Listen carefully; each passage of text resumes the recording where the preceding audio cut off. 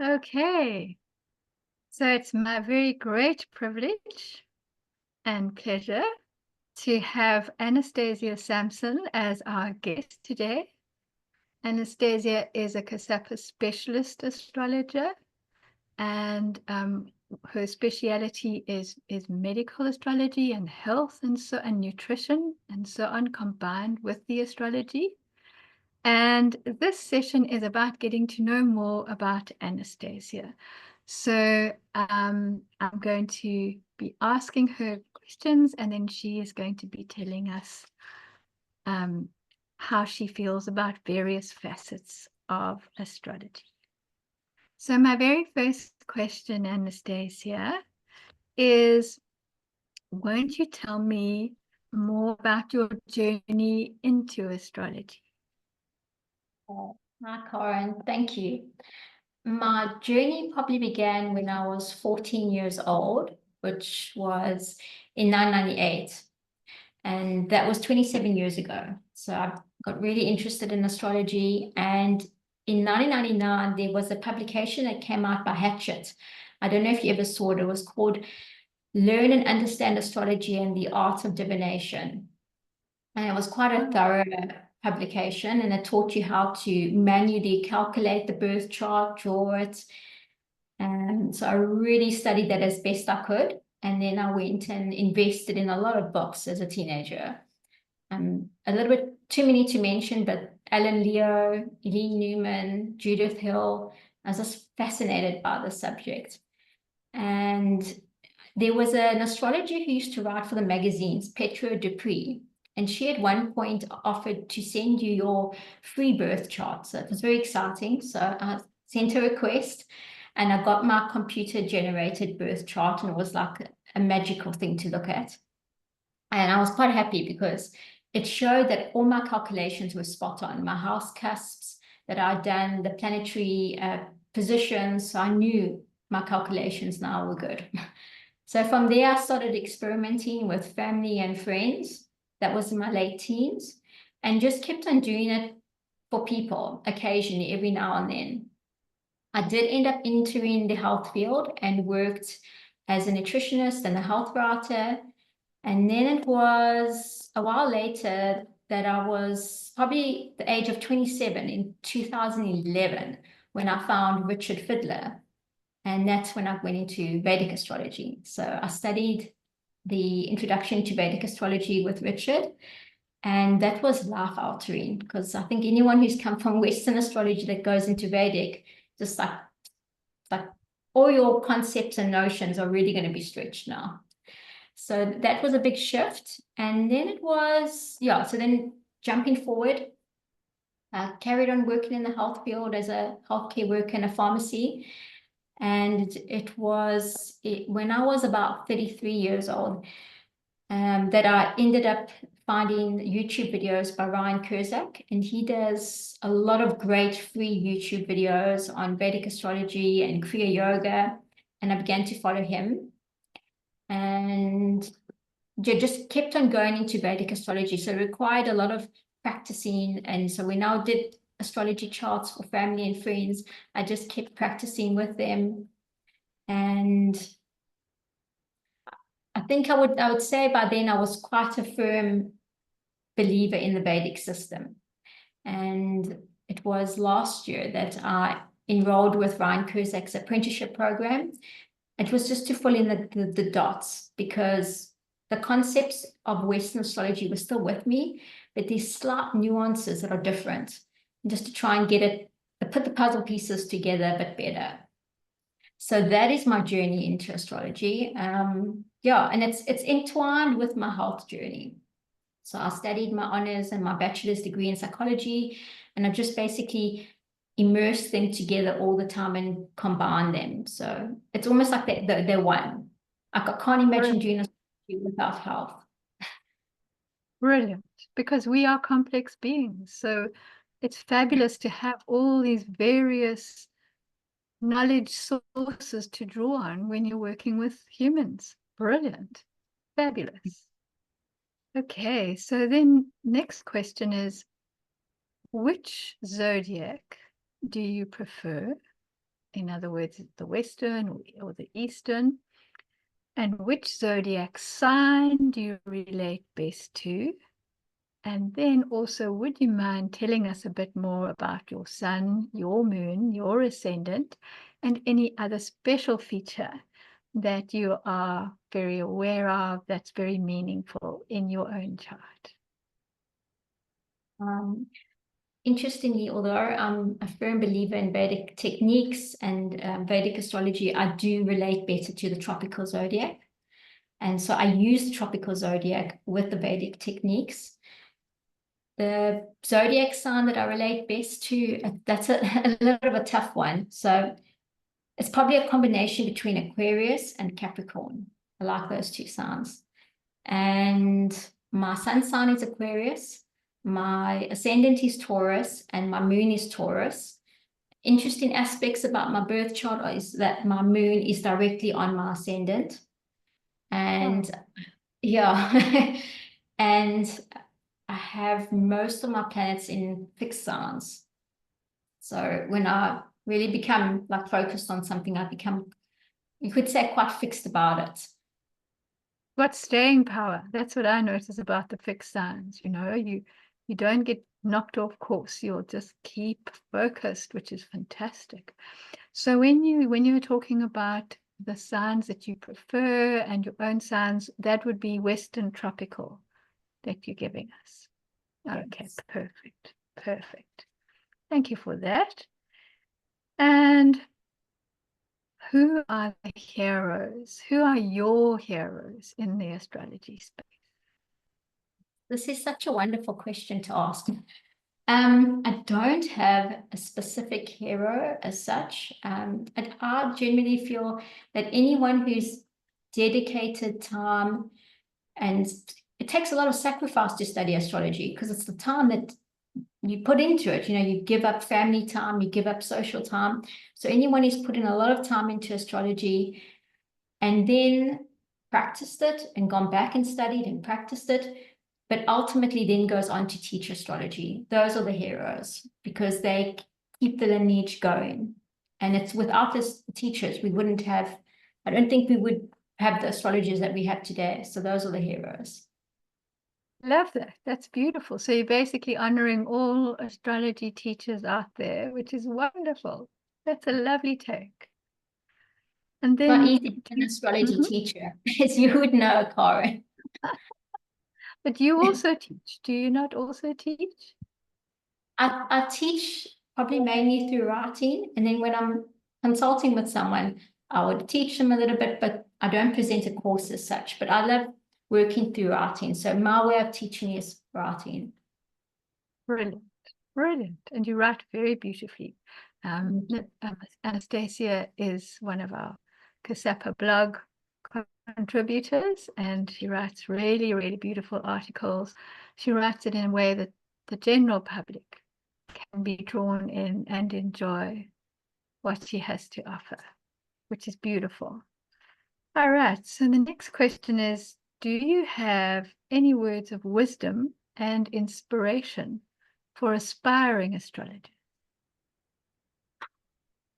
Definitely, yeah. For aspiring astrologers, begin with by knowing yourself. So if you are able to have discipline and you able to have the mindset where you can study by yourself, then by all means do self-study, go into that as in-depth as you can.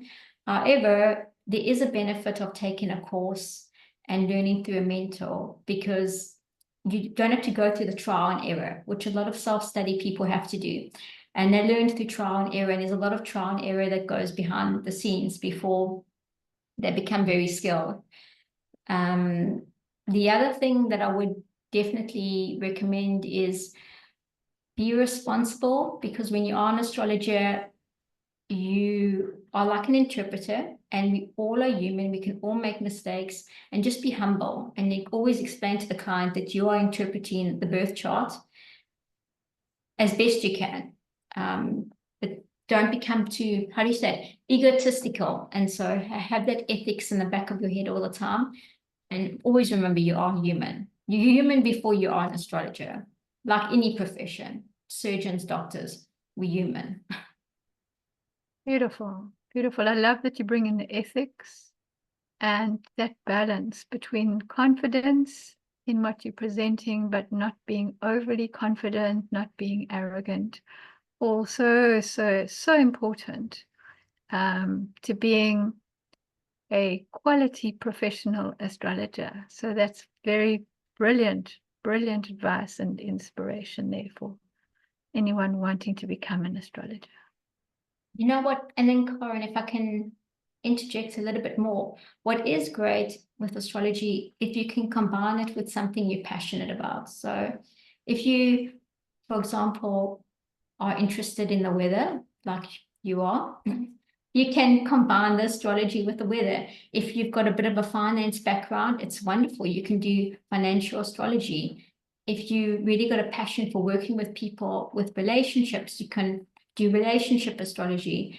There's so many avenues that astrology can be used in. So it's such a wide field. And it's ideally, you want to try and, because being an astrologer is not so easy in the sense of you're not going to make an income straight away. And it takes a long time. So if you can immerse it with something else that you're passionate about, does this kind of keep you on that field, if that makes sense? Because it's not an easy field. There's not a lot of support out there for astrologers where you're going to be given a job. You're going to have to do it yourself. Exactly. We need to get more entrepreneurial skills. That's one of the things we have to learn as astrologers. There are, I think in the United States and the United Kingdom, there are these big publishers who employ astrologers to write for them or create cards. Like there's Yasmin Boland who works for Hay House, and she's got her Moonology cards, books, courses, but she is a rare person. Most astrologers, as you say, we are self-employed and we have to make it happen on our own. And we need these other things as support. And also, like you say, we can integrate them, which is brilliant. So having a bit of diversity, not just being only astrology, but bringing in, like you say, the nutrition like you do, psychology like you do, relationships is so much. And yeah, that's so true. Very important. All righty. So our next question is, which teachers, which teachings, and which books do you draw on most in your current astrology practice? This is fun because I've got a pile of books next to me.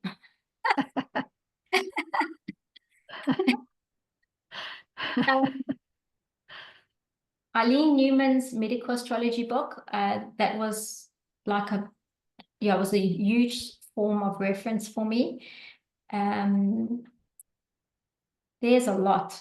You know what? There's so many. Pick your faves. Pick your favorite.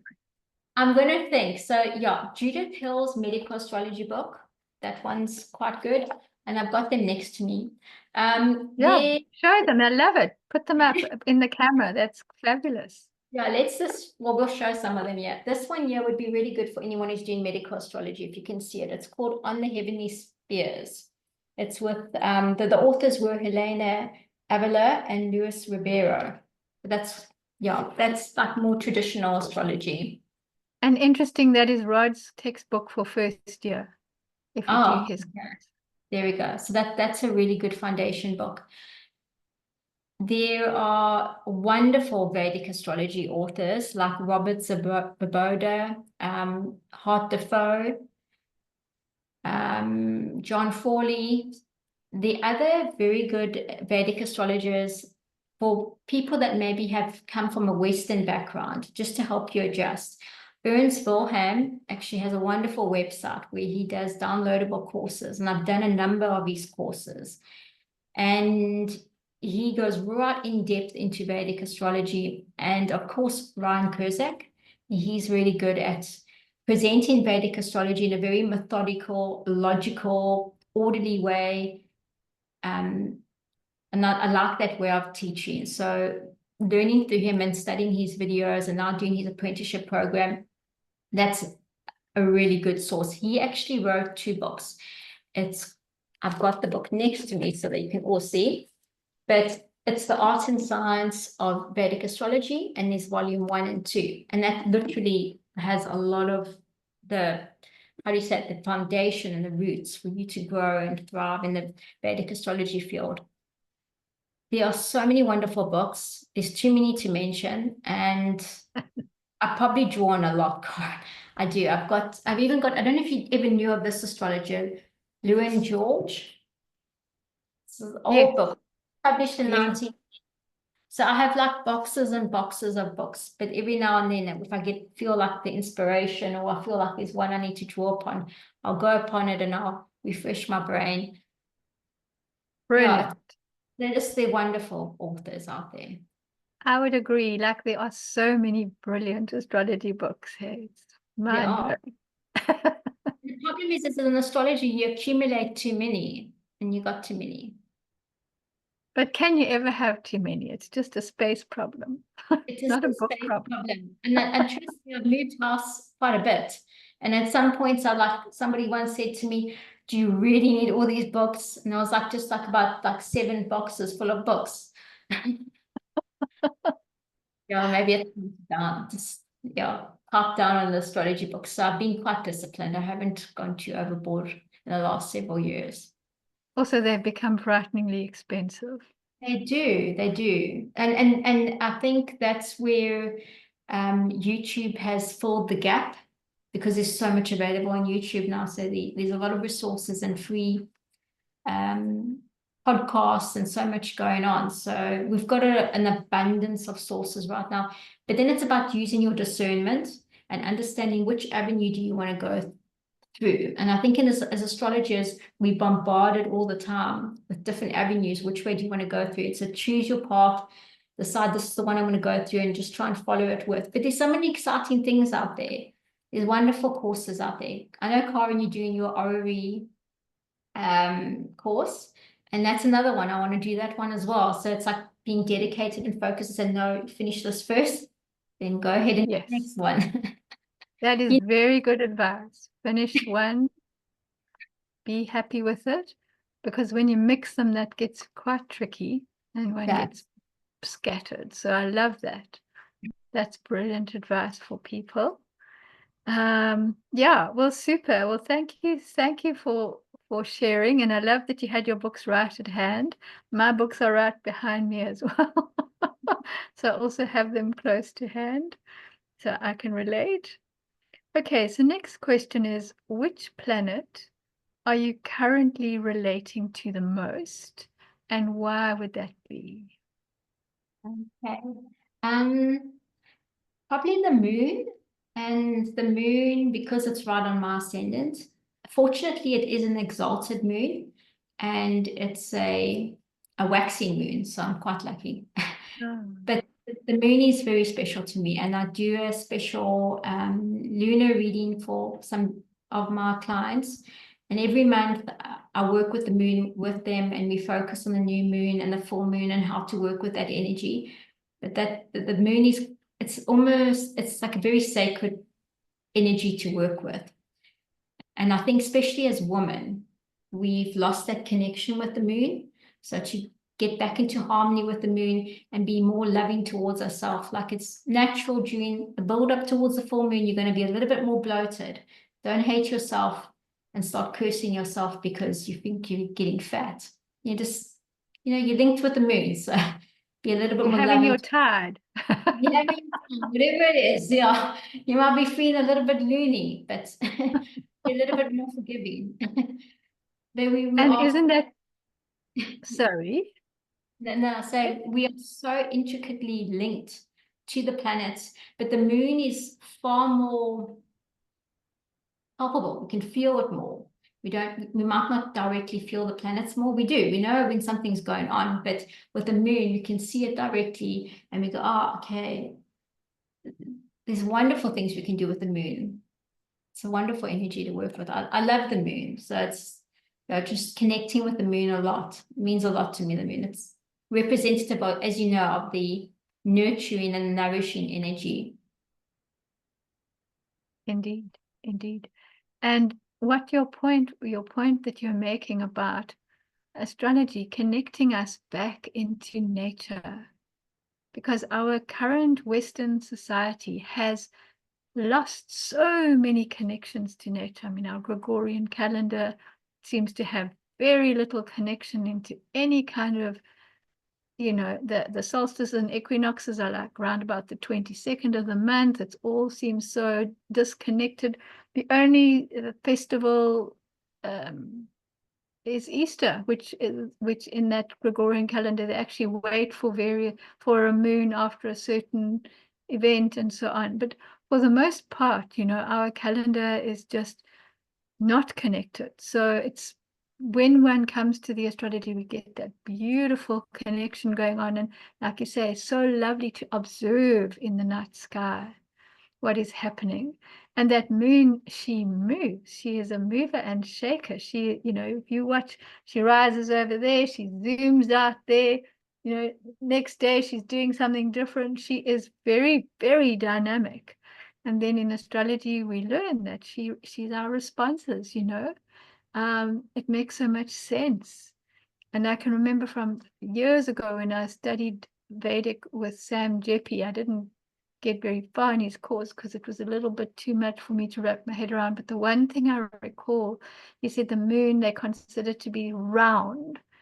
And so it's always moving, like if you put a round billiard ball on a table, it just rolls. The slightest little change in the table, you've got all this activity going on. So yeah, I love that. That's beautiful.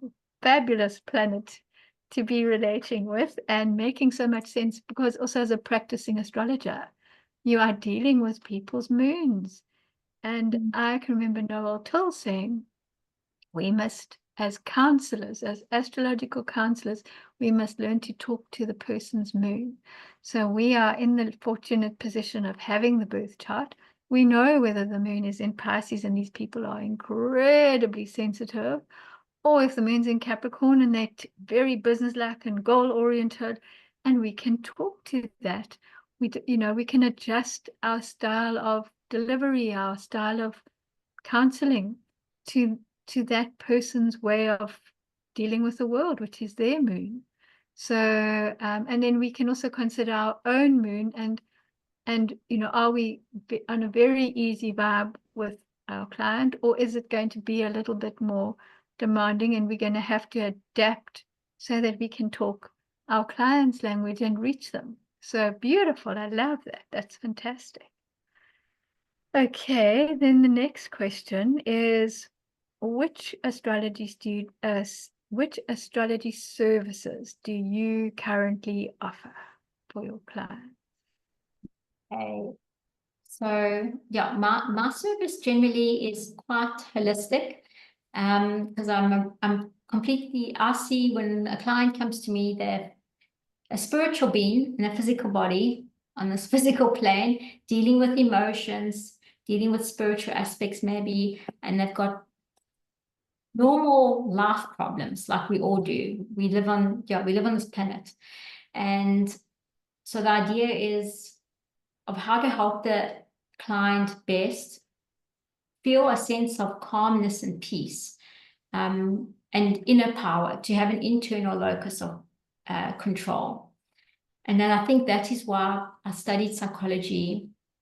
It was very important for me of how to understand the greater nuances and how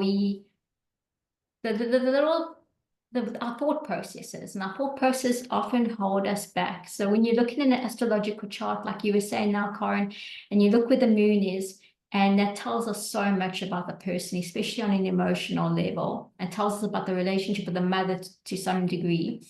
And there's so much information there. And you can understand how the person's thinking and relating to the world. But to break those thought patterns sometimes and help shift them, it's really, really critical. Like as an astrologer, it's wonderful to give predictions and tell a person, listen, this is going to happen. But at the same time, I don't think a birth chart has to be definite. We have room and space to use our free will. So yes, you are going to be born with perhaps inherent skills and weaknesses, and perhaps you got karma with you. But the minute that you start to become more mindful, more consciously aware, and you start to exercise your free will, and you just don't take it for granted, like I have to be this way because this is the way I was born. This is how my family was, so this is how I have to be. And you start to have that higher awareness. That was my goal with astrology, to just help that person become more empowered, become healthier. When you feel healthier, you just, yeah, you feel so much better. You can do so much more. You feel more passionate about life. You're more creative and so many things. So my services, to get back to that, is basically working with medical astrology, compatibility astrology, which is like relationship astrology. We all need relationships, and if we are able to understand our partners or work colleague or family members better and have a little bit more compassion, perhaps, for how they see in the world, this helps the relationship flow. I do some orary astrology. It depends. It depends on what the question is, and if I can feel that the question is clear and I can understand it, and I see an answer in a chart, I'll do a little bit of that. And the other form of astrology I do is the normal birth chart astrology, just helping a person, just celebrate themselves, because I don't think we celebrate ourselves enough. And that's a wonderful gift of astrology. It's a wonderful birthday gift to give somebody. Say, this is your uniqueness. This is the unique spark you bring to this world. There's only one of you, and this is the energy you bring into this planet Earth. You don't have to be told that you have to be what are those? Indigo child. You don't have to be an indigo child. Yes. Each of us is unique. We're all brilliant. Celebrate it with your birth chart and get to know yourself a little bit better. And by knowing yourself better, you just can have a better life. And it's not so much always about knowing about everything else. The more we know about ourselves, the more contentment and peace we can have. And we learn, we know, you know what, this isn't good for me, this is good for me. But yeah, so those are the avenues I work with. Brilliant. Yeah, it's like the person just celebrate themselves and learning their own inner strength. We all have it, but we just don't know how to tap into it sometimes. It's what it feels like. That's my Our moon talk. culture doesn't support it. Our culture supports us being good little kids, being good little students at school, being good little students at university, being good in whatever corporate job we're going to do or whatever profession. Our culture awards conforming.